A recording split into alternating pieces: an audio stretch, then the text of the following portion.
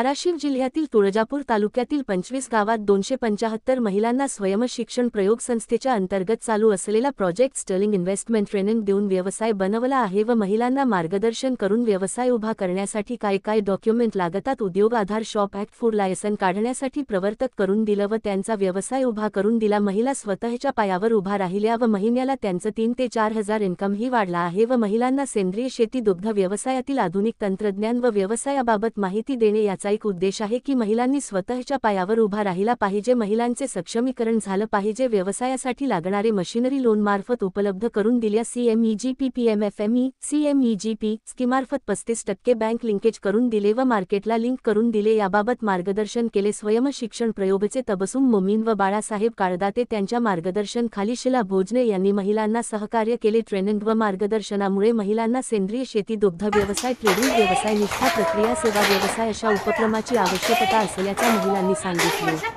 प्रतिनिधी प्रवीण राठोड, तुळजापूर, धाराशिव जनता news Maharashtra channel like करा, subscribe करा, बेल आयकॉन